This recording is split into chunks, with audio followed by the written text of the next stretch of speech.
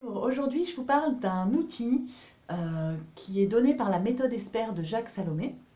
Ça s'appelle la carte d'identité relationnelle. Je suis Anaïs Severt, thérapeute, coach parental et formatrice. Abonnez-vous à ma chaîne, comme ça vous recevrez les prochaines vidéos. Je publie des vidéos sur la communication, les relations humaines, l'éducation. Alors, la carte d'identité relationnelle, c'est un outil qu'on peut faire pour soi ou on peut le faire aussi en couple. C'est très utile également.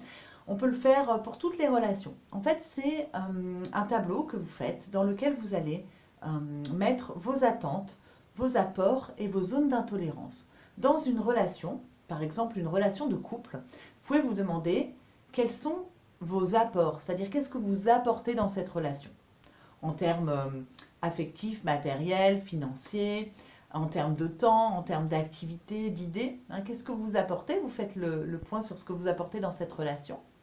Vous faites le point aussi sur vos attentes. Qu'est-ce que vous attendez dans cette relation? Est-ce que vous attendez de vivre ensemble, d'avoir un enfant, ou 3 enfants? Est-ce que vous attendez de l'aide ou un partage des tâches ménagères? Quelles sont vos attentes? Est-ce que vous attendez des fleurs à Saint-Valentin? Bon, bref, les attentes. Très important aussi d'être au clair là-dessus.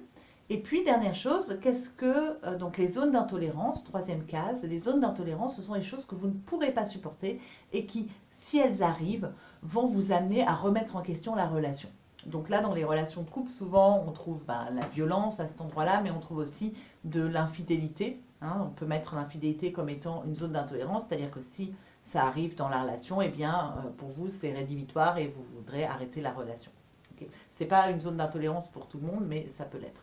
Donc le fait de faire ça, alors vous pouvez le faire seul, si par exemple vous recherchez un partenaire de vie, et que vous voulez faire le point un petit peu sur ce que vous recherchez comme type de relation, vous pouvez faire la carte d'identité relationnelle. Donc je répète, vos apports, ce que vous apportez dans la relation, ce que vous mettez, vos attentes, ce que vous attendez de l'autre dans la relation, et en dernier, les zones d'intolérance que vous ne pourrez jamais supporter dans la relation.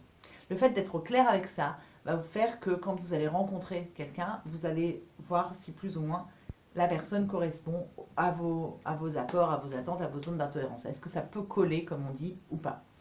Le fait de le faire en couple, cette fois, c'est de vérifier effectivement si on est raccord finalement entre nos attentes et les apports de l'autre, par exemple. On vérifie.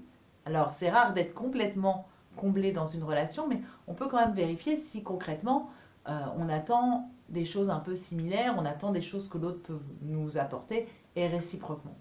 Ça aide aussi à mettre et à connaître ses propres limites, le fait de réfléchir à ces zones d'intolérance, de savoir ce qu'on ne voudra pas supporter, et bien de le mettre, de l'inscrire et puis de le dire à l'autre, je pense que c'est important. Donc c'est un bel exercice à faire seul ou en couple. On peut aussi le faire, par exemple, dans les relations professionnelles. On peut se demander, tiens, dans les relations professionnelles, dans ce nouveau travail, qu'est-ce que j'attends, qu'est-ce que j'apporte, quelles seraient mes zones d'intolérance. Ça peut être très utile aussi pour se positionner sur le plan professionnel. Voilà ce que je voulais vous dire. J'espère que cet outil vous plaît. Moi, je trouve que c'est un bel outil. Je l'utilise notamment quand je propose des thérapies de couple. Alors, j'espère que vous vous lancerez dans la rédaction de votre carte d'identité relationnelle. Voilà, n'oubliez pas de vous abonner à ma chaîne et je vous dis à très bientôt. Au revoir.